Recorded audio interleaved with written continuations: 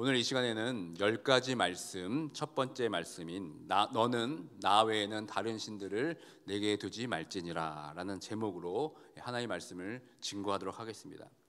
지난주부터 우리가 10가지 말씀, 이 십계명에 대해서 말씀을 나누고 있습니다. 지금까지 우리가 알고 있던 이 십계명의 이미지는 어떻습니까? 이 계명이라고 생각하니까 왠지 모르게 차가운 느낌으로 다가옵니다. 그리고 십계명은 하라는 긍정 명령보다는 하지 말라는 이 부정적인 명령이 더 많습니다.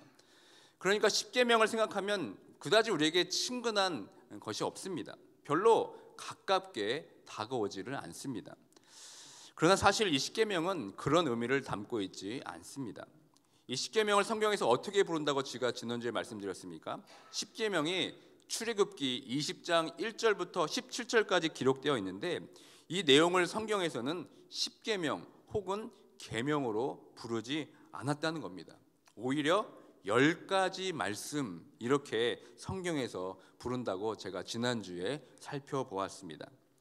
그러니까 다시 말해서 하나님께서 모세에게 이 10가지 말씀을 주시면서 이것을 지키라고 명령하기보다는 말씀하셨다는 사실을 우리가 주목해 봐야 합니다.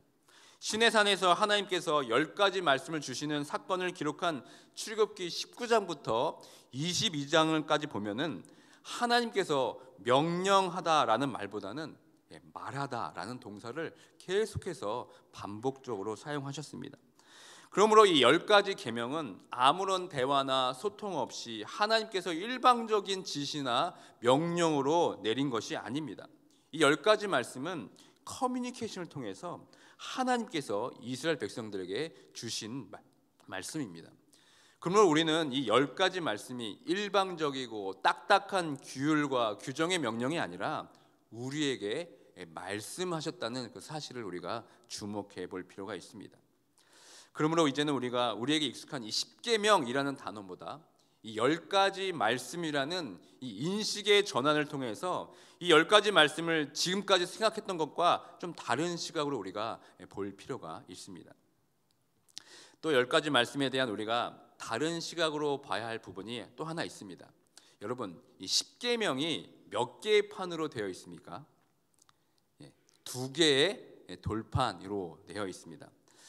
그렇다면 왜 십계명이 왜 2개의 돌판으로 되어 있겠습니까? 대부분 이렇게 생각합니다. 첫 번째 계명부터 네 번째 계명까지는 하나님과의 관계에 대한 내용이니까 그렇게 한 판이 만들어져 있고, 또 5번째부터 10번째 계명은 이 사람과의 관계니까 거기에 또 한 판이 적혀 있다고 생각합니다. 그래서 하나님 사랑에 대한 말씀에 대한 것이 한 판, 또 이웃 사랑에 대한 계명이 담겨 있는 것이 한 판. 이래서 십계명이 2개의 돌판이라고 생각합니다. 그러나 이 10가지 말씀, 이 십계명이 2개의 돌판인 것은 맞지만 우리가 생각하듯이 1부터 4계명까지 한 판, 5부터 10가지 계명까지 한 판, 그래서 2개의 돌판이 되었다고 생각해서는 안 됩니다. 이것을 여러분 정확히 이해하기 위해서는 그 시대의 고대법을 우리가 살펴볼 필요가 있습니다. 예를 들면 국가 A와 국가 B가 전쟁을 했습니다. 그런데 A가 B에게 졌습니다. 그러면 A는 이 봉신 국가가 되고 B는 주인 국가가 됩니다. 전쟁에서 이긴 B가 갑이 되고 A가 을이 되는 겁니다. 이때 전쟁에서 이긴 그 B의 왕이 A라는 나라의 왕이 되는 겁니다. 그리고 직접 조약문을 작성합니다. 그리고 그 조약문을 전쟁에 진 그 봉신 국가라는 그 A라는 국가에 백성들에게 효력이 끼치도록 선언하게 됩니다. 이때 똑같이 만든 조약문 2개를 서로 나눠 갖게 됩니다.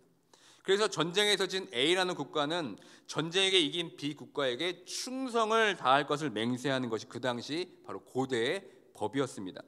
그때부터 이 조약에 의해서 전쟁에 진 A 나라라는 국가의 백성들은 주인된 B 국가의 백성이 되어버립니다.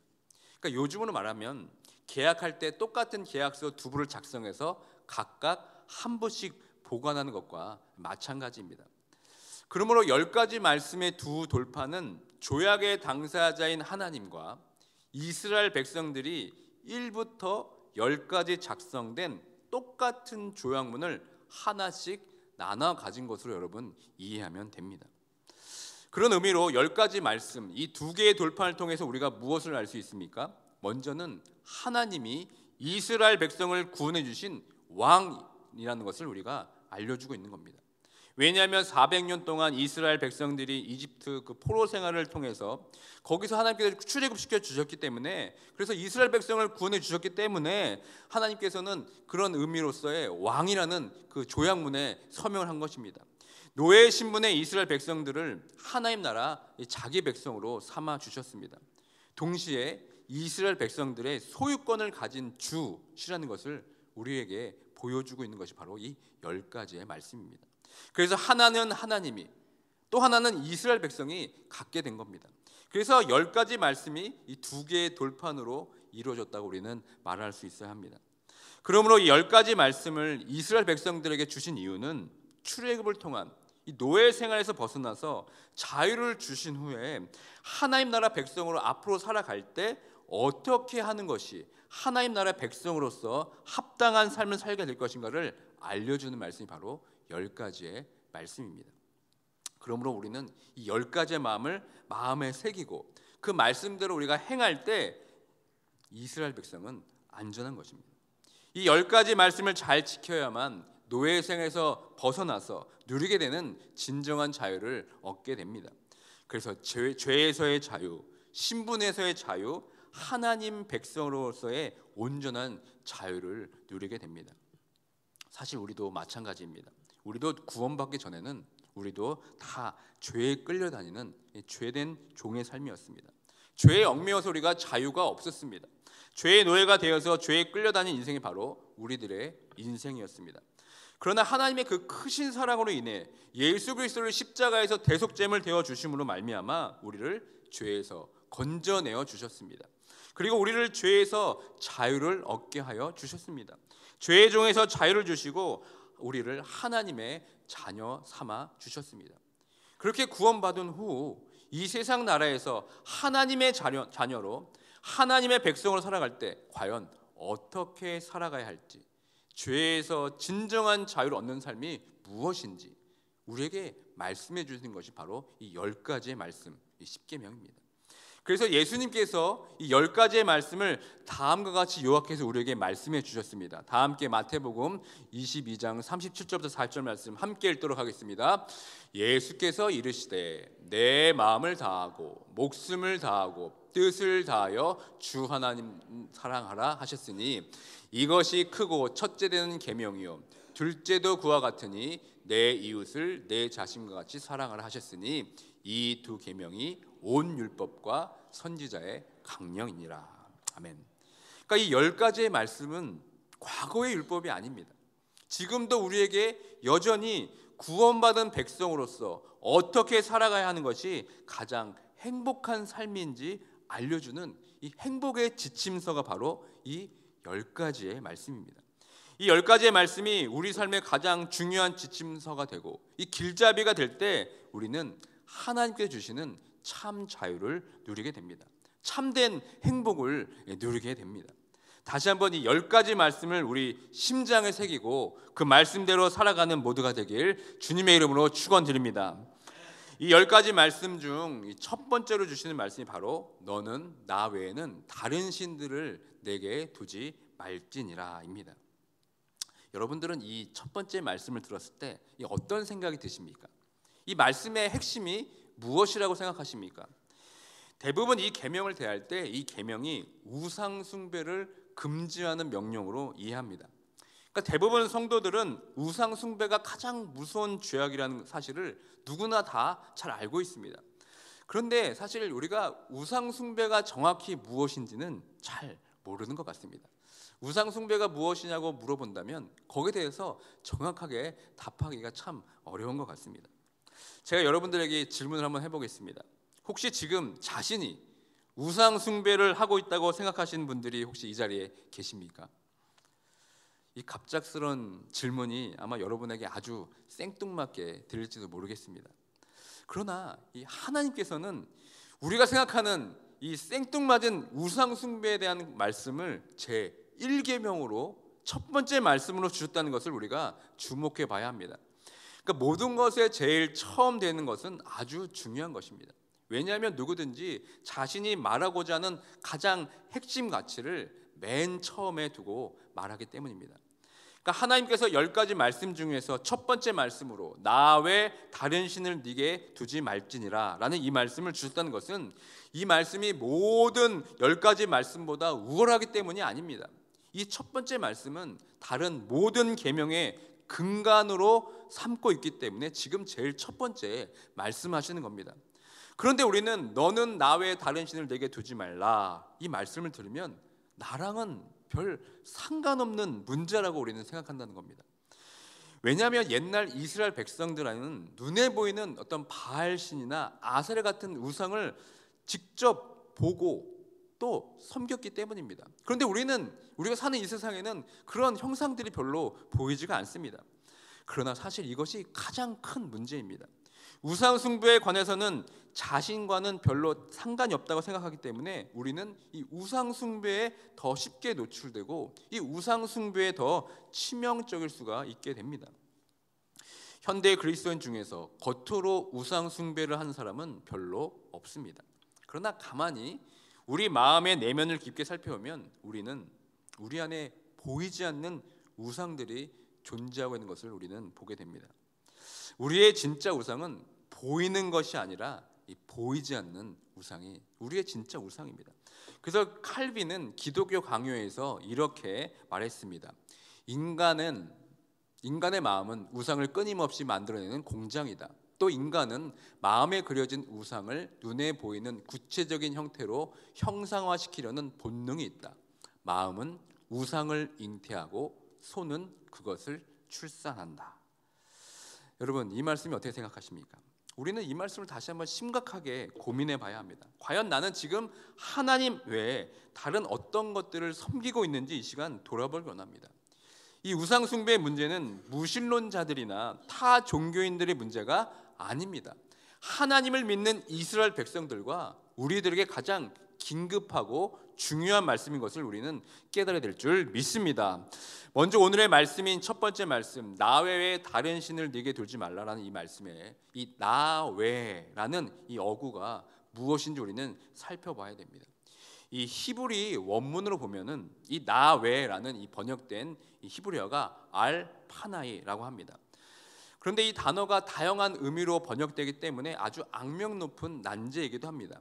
영어 성경에서는 나 외에 이 알파나이를 이렇게 다양하게 번역하고 있습니다. 여러 번역본 중에 첫 번째 보면 이 알파나이를 before me, 그리고 또 다른 성경에서는 besides me, 또 다른 성경에서는 rival me 이렇게 이야기합니다. 이 한글 성경도 이렇게 번역합니다. 천주교 200주년 기념 성경에서는 너에게는 나밖에 다른 신이 있어서는 안 된다. 또 공동번역 세번역에서는 너는 내 앞에서 다른 신을 모시지 못한다. 그리고 우리가 읽는 개역개정 현대 성경에는 너는 나 외에 다른 신들을 네게 두지 말라 이렇게 합니다. 그러니까 이 첫 번째 말씀에서 나 외라는 이 알파나이를 어떻게 번역하는지가 이 말씀을 이해하는 핵심 키입니다. 이 알파나이에서 이 알은 전치사이고 이 파나이의 뜻을 직역하면 나의 얼굴이라는 뜻입니다. 그러므로 나 외라는 단어를 내 면전에서 혹은 얼굴 앞에서라고 번역하는 것이 가장 이상적입니다. 그러므로 이 첫 번째 말씀을 이렇게 번역하면 좋겠습니다. 우리 다 함께 읽어보도록 하겠습니다. 시작. 너는 내 면전에서 다른 신들을 네게 두지 말라. 우리 지난 시간에 저희가 나는 여호와니라 라는 그 이름의 의미에 대해서 우리가 말씀을 나눴습니다. 그 이름 안에는 하나님의 성품, 하나님이 이스라엘 백성들을 행하신 일들이 다 들어있다고 말씀드렸습니다. 애굽 땅 종되었던 집에서 구출해 주시고 자유를 주신 이스라엘 백성이 그 주인인 하나님이라는 것이 그 이름 안에 녹아져 있다고 말씀드렸습니다. 그러므로 우리가 하나님에 의해서 해방된 이 하나님 백성들의 구원주요, 주 대신 그 여호와의 면전에서 다른 것들을 섬기는 행위가 바로 우상 숭배입니다. 그러니까 오늘 말씀에 비춰서 이야기하면 하나님과 나는 서로 면전을 바라보고 있는 사이라는 겁니다. 얼굴과 얼굴을 맞대고 바라보는 사이가 바로 하나님과 나의 관계입니다. 여러분들이 맺고 있는 이 관계에서 서로 이렇게 면전을 바라보고 있는 사이가 누가 있습니까? 아마도 이 부부 사이가 아닐까 생각이 됩니다. 저도 이 말씀을 준비하면서 어제 잠을 자다가 제가 새벽에 눈을 딱 떴는데 제 면전 앞에 제 아내 얼굴이 딱 이렇게 있어서 깜짝 놀랐습니다. 이처럼 그 면전 앞에서 있다는 것은 가장 이 친밀한 관계를 말하는 겁니다. 이 친밀한 얼굴과 얼굴을 맞대고 있는 사이에 다른 누군가가 껴 있다고 여러분 생각해 보시길 바랍니다. 그러니까 저와 얼굴을 맞대고 있는 저의 아내 사이에 다른 사람이 있다고 여러분 생각해 보시길 바랍니다. 이거는 끔찍한 일 아니겠습니까? 이와 마찬가지로 하나님과 나 사이의 그 친밀함을 방해하고 있는 그 무엇인가가 있다면 그것이 바로 우상입니다. 그런데 안타깝게도 인간은 우상들을 끊임없이 만들어냅니다. 자신의 풍요와 자신의 안전을 위해서 계속해서 우상을 만들어냅니다. 그런데 아이러니하게 이 우상들은 오히려 자기들을 만든 인간을 가만히 내버려 두지 않는 데 있습니다. 여러분, 우리가 살아가고 있는 이 세상에서 하나님과 우리 사이의 그 친밀함을 방해하고 있는 것이 있다면 무엇이겠습니까? 그 우상의 가장 대표적인 것이 바로 이 돈이 아니겠습니까? 이 세상을 살아가는 동안에 이 돈은 정말 중요합니다. 그런데 이 돈은 단순한 이 경제적인 가치 교환하는 수단만이 아닙니다. 요즘 세상에서는 돈만 있으면 인간의 풍요와 건강과 안전을 보장받을 수 있습니다. 그러니까 그놈의 그 돈, 이 머니 때문에 돈, 이 크레이지가 된 세상이 바로 우리가 살고 있는 이 세상 아닙니까? 그러니까 나의 편의를 위해서 만든 돈이 우리의 우상에 대해 우리를 오히려 구속하고 억압합니다. 이것이 우상의 특징입니다. 2009년 1월 10일 SBS 방송국 그것이 알고 싶다 700회 특집에서 돈 세상에서 살아남기라는 이 제목으로 다큐멘터리를 만들었습니다. 그래서 한국인이 돈에 대해서 어떻게 생각하는지 질문하는 어떤 질문 내용을 제가 뽑아왔습니다. 세 가지의 흥미로운 질문이 있습니다. 좀 질문 자체가 좀 엉뚱하긴 하지만 이 질문을 통해서 돈에 대한 사람들의 생각을 우리가 알 수 있습니다. 첫 번째 질문이 무엇입니까? 얼마 정도면 가족 혹은 친구와 관계를 끊을 수 있겠습니까? 이 질문에 여러분 50% 넘는 사람이 10억이 있으면 끊겠다 이렇게 대답을 했습니다. 그리고 두 번째 질문이 무엇입니까? 돈 걱정 없이 살기 위해서 얼마가 필요할까요? 이 질문에 많은 사람들이 20억이 있으면 될 것 같다 이렇게 답을 했습니다. 그리고 세 번째 질문이 아주 흥미로운 질문입니다. 그러니까 어느 쪽이 더 행복하시겠습니까? 이렇게 질문하고 첫 번째 1번 나는 200만 원을 벌고 남들은 100만 원을 번다. 2번 나는 400만 원을 벌고 남들은 800만 원을 번다. 여러분들이라면 어느 쪽을 택하시겠습니까? 이 질문에 절반이 넘는 사람들이 자신은 200만 원을 버는 쪽을 선택했습니다. 그러니까 내가 적게 벌더라도 남들이 나보다 많이 버는 것을 용납하지 않겠다는 겁니다. 이처럼 우리가 살고 있는 사회는 이 돈이라는 우상의 노예가 되어 있습니다.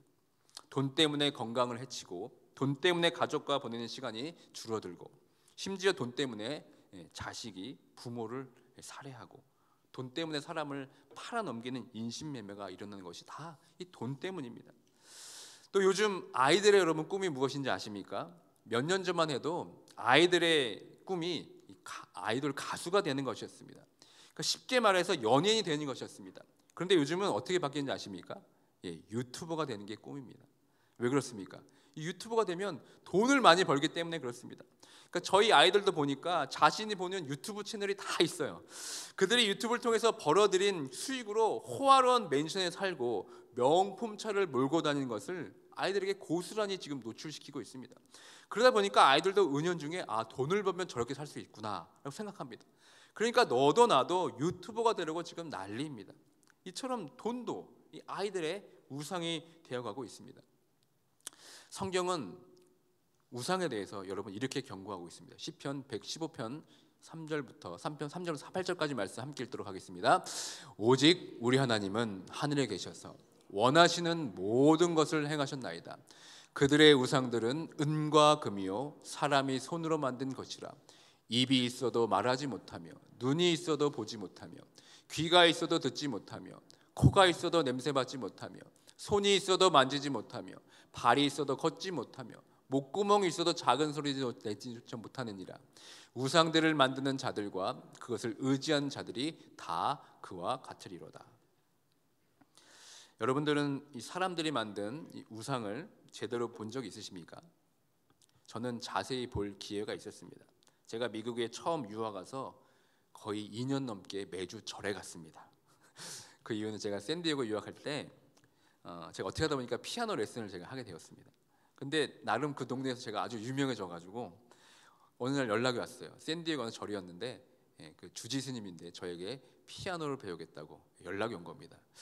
제가 가야 하나 말아야 하나 고민하다가 용기를 내서 갔습니다.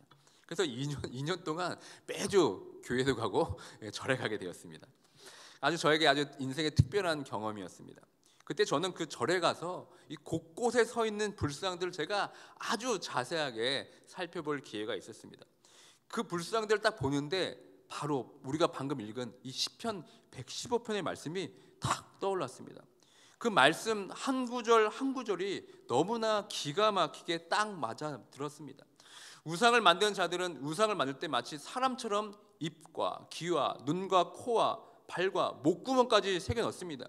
그런데 이 우상들은 입이 있어도 말을 하지 못하고 눈이 있어도 보지 못하고 귀가 있어도 듣지 못하고 코가 있어도 냄새 맡지 못합니다. 그리고 손이 있어도 만지지도 못하고 발이 있어도 걷지 못하고 목구멍이 있어도 작은 소리는 차 내지 못합니다. 시편 115편 말씀 그대로입니다.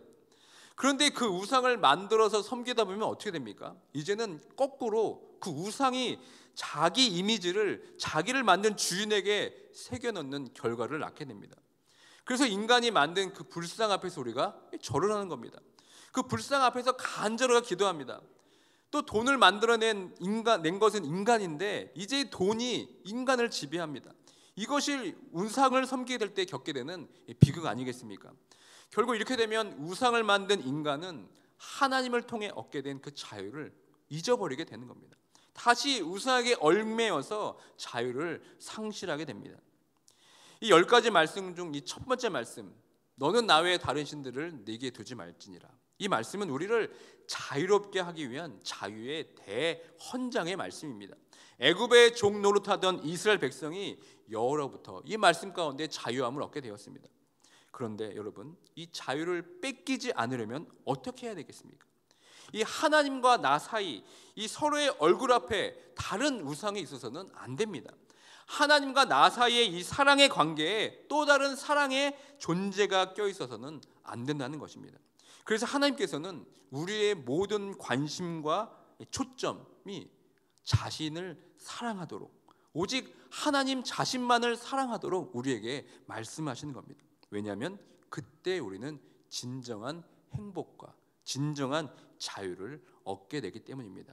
신명기 6장 4절과 5절의 말씀 함께 읽도록 하겠습니다. 이스라엘아 들으라, 우리 하나님 여호와는 오직 유일한 여호와시니 너는 마음을 다하고 뜻을 다하고 힘을 다하여 내 하나님 여호와를 사랑하라. 예수님도 동일하게 말씀하십니다. 마태복음 22장 37절의 말씀입니다. 함께 읽겠습니다.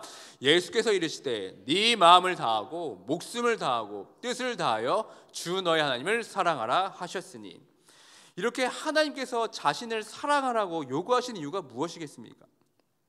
그럴 때 우리에게 가장 큰 자유가 있기 때문입니다. 그때 우리가 가장 행복할 수 있기 때문입니다. 하나님은 우리에게 아무것도 해주지 않은 채 자신을 사랑하라고 요구하는 것이 아닙니다. 하나님께서 이미 우리를 먼저 사랑해 주셨습니다. 어떻게 사랑하셨습니까? 애굽의 종되었던 이스라엘을 자유케 하셨습니다. 그리고 죄의 노예였던 그들을 자신의 소유로 만들어 주셨습니다. 그리고 신분을 바꿔 주셨습니다. 노예에서 하나님의 자녀로 바꿔 주셨습니다. 여러분, 이보다 더 큰 사랑이 어디에 있겠습니까? 이것이 하나님과 이스라엘 백성과의 관계입니다. 하나님이 우리를 사랑하듯이 우리도 하나님을 사랑하는 것, 이것이 바로 하나님과 우리들과의 관계입니다. 이 사랑의 관계에 그 어떤 것도 침범할 수가 없습니다. 그런데 우리들은 왜 나 외에 다른 신을 섬기지 말라라는 이 말씀에 별다른 감흥이 없을까요? 차라리 부모를 공경해라, 도적질하지 말라, 간음하지 말라 같은 말씀에는 우리가 어느 정도 반응을 합니다. 왜냐하면 실제로 내가 그 말씀대로 살지 못하기 때문입니다. 그런 인식이 있기 때문입니다. 그런데 이 첫 번째 말씀, 너는 나 외에 다른 신을 섬기지 말라, 이 말씀에는 왜 이렇게 여러분 무덤덤합니까? 그 이유는 나는 이 계명에 별로 해당이 되지 않는다고 생각하기 때문입니다. 왜냐하면 우리들은 여전히 하나님을 사랑하기 때문입니다. 이 자리에 하나님을 사랑하지 않는다고 말할 사람은 한 사람도 없습니다. 그러므로 하나님을 사랑한다는 인식이 우리 안에 이미 크게 잠재되어 있습니다. 우리가 하나님을 사랑하는 것이 맞습니다. 그러니까 이런 추운 날씨에도 우리가 이 자리에서 예배하고 있는 것이 아니겠습니까? 그런데 여러분, 문제가 무엇입니까? 그것은 우리가 이 하나님도 사랑하지만 다른 우상들도 여전히 사랑한다고 있다는 것이 제일 큰 문제입니다. 사사기 2장 11절과 13절의 말씀 함께 읽도록 하겠습니다. 이스라엘 자손이 여호와의 목전에 악을 행하여 바알들을 섬기며 애굽 땅에서 그들을 인도하여 내신 그들의 조상들의 하나님 여호와를 버리고 다른 신들 곧 그들의 신들의 주위에 있는 백성들의 신들을 따라 그들에게 절하여 여호와를 진노하시게 하였으되 곧 그들이 여호와를 버리고 바알과 아스다롯을 섬겼으므로. 이 말씀에서 여호와를 버렸다라는 뜻이 무슨 의미입니까? 정말로 이스라엘 백성들이 여호와를 완전히 버리고 떠난 적이 있습니까? 하나님과는 완전히 관계를 끝나고 오직 이방신을 섬긴 적이 있습니까? 그렇지 않습니다. 이 이스라엘 역사를 보면은 이스라엘 백성들은 결코 여호와를 버린 적이 없습니다. 이스라엘 백성들은 하나님도 섬기고 이방신도 섬긴 겁니다. 이것이 여러분 가장 큰 문제입니다. 이것을 성경에서 여호와를 버렸다라고 지금 말하는 겁니다. 그러니까 이스라엘에게 가장 치명적인 문제는 하나님과 다른 신을 동시에 섬기려고 한 것입니다. 이에 예수님께서 이렇게 지적하십니다. 마태복음 6장 24절의 말씀 함께 읽도록 하겠습니다. 한 사람이 두 주인을 섬기지 못할 것이니 혹 이를 미워하고 저를 사랑하거나 혹 이를 중히 여기고 저를 경히 여김이라. 너희가 하나님과 재물을 겸하여 섬기지 못하느니라. 아멘. 그러니까 이스라엘 백성과 마찬가지로 우리의 문제도 이것입니다. 우리는 하나님을 잘 섬깁니다. 그런데 다른 것도 섬기는 것이 가장 큰 문제입니다. 우리 마음 가운데 두 주인을 섬기는 것에 대해서 그렇게 큰 경각심이 없습니다. 그렇게 큰 문제가 되지 않는 것 같습니다. 주일에는 하나님을 섬기고 주중에는 또 세상의 다른 것들을 섬기는 것이 너무나 지금 자연스러운 일이 되었기 때문에 이 첫 번째 말씀이 우리 마음에 클릭이 되지 않는 겁니다. 다시 말해 우리는 하나님도 사랑하고 돈도 사랑합니다. 하나님을 사랑하면서 또 다른 무엇인가를 우리는 사랑하고 있습니다. 그리고 그것이 우리에게 그렇게 큰 문제인지 잘 모른다는 사실입니다. 이 모습을 호세아서 4장 12절에 이렇게 기록합니다. 함께 읽겠습니다. 내 백성이 나무에게 묻고 그 막대기는 그들에게 고하나니 이는 그들이 음란한 마음에 미혹되어 하나님을 버리고 음행하였음이니라. 여기서 음란한 마음의 원어적인 의미는 창기의 짓, 이렇게 묘사하고 있습니다. 이 본문을 지적하면 이 창기의 정신이 이들을 이탈시켰으며 이들은 여호와를 버리고 창기짓을 하였다라는 것입니다. 그러니까 하나님을 사랑한다고 하면서 또 다른 우상을 사랑하는 것은 여러분 창기짓을 하는 것과 같습니다. 부부처럼 가장 친밀한 관계 속에서 남편이 다른 여자를 사랑해도 여러분 괜찮습니까? 아니면 아내가 다른 남자를 사랑해도 괜찮겠습니까? 이 사랑하는 관계에서는 도저히 있을 수 없는 일입니다. 이 시간 우리의 삶을 한번 돌아보시길 바랍니다. 오직 하나님만을 사랑한다고 하지만 하나님을 사랑하는 것만큼 다른 것들을 여러분 여전히 사랑하고 있지는 않습니까? 하나님보다 더 많이 생각하고 하나님보다 더 많은 시간을 보내고 하나님보다 더 사랑하고 있는 것이 무엇입니까? 우리는 이 첫 번째 말씀 앞에서 다시 한번 우리의 삶을 정직하게 대면하면서 바라볼 수 있어야 합니다. 먼저 우리는 애굽에 종살이했던 이스라엘 백성과 같은 신분임을 우리는 자각해야 됩니다. 내가 이스라엘 백성과 같이 죄의 종로로 타는 보잘것없는 존재였음을 여러분 잊지 말아야 합니다. 이런 나를 먼저 사랑하셔서 하나님의 은혜로 구원해 주셔서 하나님의 자녀로 삼아 주셨다는 것을 여러분 기억해야 합니다. 그리고 첫 번째 말씀인 나 외 다른 신을 내게 두지 말라라는 이 말씀을 우리가 뭐 한 번 지켰다고 이건 해결되는 말씀이 아닙니다. 이것은 우리가 이 땅을 사는 동안 끊임없이 이 말씀을 지키기 위해서 몸부림쳐야 하는 말씀입니다. 죄성을 가진 인간은 우상으로부터 완전히 해방이 불가능한 것을 우리는 기억해야 합니다. 그래서 모세가 출애굽 2세들에게 마지막 죽기 전에 설교한 이 신명기 말씀에서 무엇을 계속 강조하고 있습니까? 기억하라, 기억하라, 기억하라입니다. 그 기억 안에 있을 때 우리는 하나님을 나의 주인으로 섬기게 되고 하나님의 말씀에 순종하게 되는 겁니다. 그로 인해 우리가 자유를 얻게 되는 것입니다. 그럴 때 하나님의 백성으로 자유로운 날개를 펴고 우리가 비상할 수 있게 되는 것입니다. 그러기 위해서 우리는 오늘부터라도 앞으로도 계속해서 하나님의 면전 앞에 하나님의 그 얼굴 앞에 서 있는 삶을 살아야 합니다. 그것이 너는 나 외에 다른 신들을 내게 두지 말라는 진정한 의미입니다. 우리는 하나님 얼굴 앞에서 살아가고 있다는 그 의식을 늘 가지고 살아야 합니다. 이것을 우리는 라틴어로 뭐라고 하냐면 코람데오라고 부릅니다. 코람데오란 라틴어로 코람 즉 앞에라는 뜻과 데오 즉 하나님을 뜻하는 두 단어가 합해져서 하나님 앞에서라는 의미입니다. 이 종교개혁가 칼빈의 일생을 지배했던 중요한 삶의 좌우명 가운데 하나가 바로 이 코람데오였습니다. 하나님 앞에서였습니다. 우리는 하나님의 얼굴 앞에서 살아가는 삶을 살아가야 합니다. 주일 하루만 하나님의 얼굴 앞에 서는 것이 아니라 우리 일상 속에서 우리는 늘 하나님의 얼굴 앞에 서 있어야 합니다. 하나님 얼굴 앞에서 늘 서 있다는 그 의식을 가지고 우리가 살아갈 때 우리는 하나님과 나 사이에 그 어떤 우상도 설 수 없게 될 줄 믿습니다. 하나님의 얼굴 앞에 서 있을 때 우리는 안전합니다. 그리고 하나님의 얼굴을 피할 때 그때가 가장 위험합니다. 하나님의 얼굴 앞에 서 있을 때 우리에게 참 자유가 주어집니다. 그러나 하나님의 얼굴 앞을 피할 때 우리는 참 자유를 잃게 됩니다.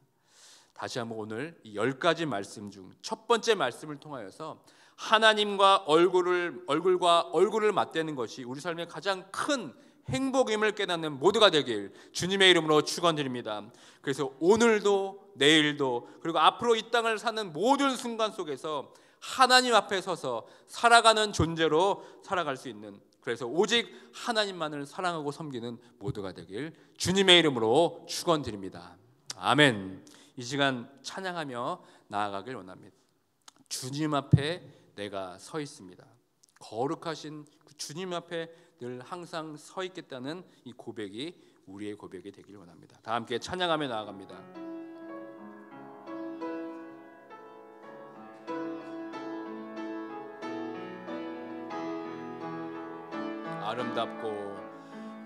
아름답고 놀라운 주 예수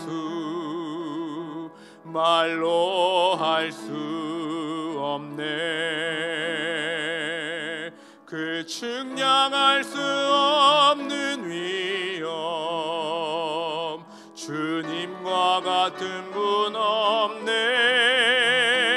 한없는 그 지혜와 사랑 그 누구도 다 알 수 없네. 아름답고 놀라운 주 예수 보좌에 앉으셨네. 주님 앞에 내가 서 있네.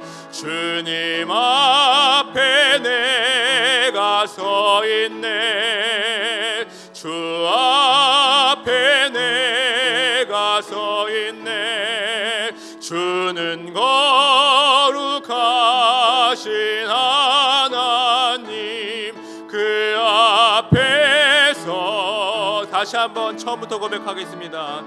아름답고 놀라운 주 예수 말로 할 수 없네. 그 측량할 수 없는 위엄 같은 분 없네. 한없는 그 지혜와 사랑 그 누구도 다 알 수 없네. 아름답고 놀라운 주의 보좌에 앉으셨네. 보좌에 앉으셨네. 내가 주님 앞에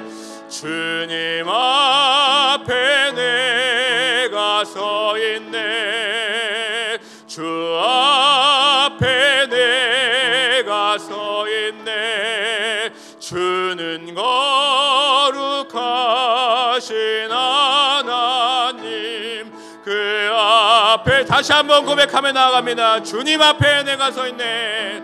주님 앞에 내가 서 있네. 주 앞에 내가 서 있네. 주는 거룩하신 하나님 그 앞에 서 있네. 주님 앞에 내가 서 있네. 주 앞에 내가 서 있네. 주는 거룩하신 하나님 그 앞에 서 있네. 이 시간 찬양과 말씀을 기억하며 기도하게 합니다. 내가 하나님 아버지의 얼굴과 얼굴을 맞대며 살아가고 있다는 것을 여러분 깨닫게 원합니다. 내가 늘 주님 앞에 서 있음을 깨닫게 하여 주시옵소서. 나의 삶을 돌아볼 때 나는 하나님도 사랑하고 또 다른 우상을 살아가고 있지는 않습니까? 아니면 사랑하는 것보다, 하나님을 사랑하는 것보다 더 많이 살아가고 있는 것이 무엇입니까? 내 면전 앞에 여러분 무엇이 있습니까? 그것이 돈입니까? 그 직장입니까? 사업입니까? 건강입니까? 그것이 혹시 우리의 자녀는 아닙니까? 내가 하나님보다 사랑하고 내가 하나님보다 더 많이 생각하고 내가 가장 많은 시간을 보는 것이 무엇입니까? 여러분, 그것이 다 우상입니다. 두 주인을 섬기면 안 됩니다. 이 시간 다시 한번 결단하며 나아가기 원합니다. 하나님과 나 사이의 친밀한 사랑의 관계 가운데 다른 것이 있다면 이 시간을 회개하며 나아가기 원합니다. 오늘 주일 일 하루만 하나님 앞에 서 있는 것이 아니라 우리의 일상이 하나님 앞에 서서 살아가는 존재임을 깨닫는 코람되어 이 삶으로 살아가기도 결단하며 나아가는 이 시간 될 수 있도록 다 함께 기도하며 나아가도록 하겠습니다.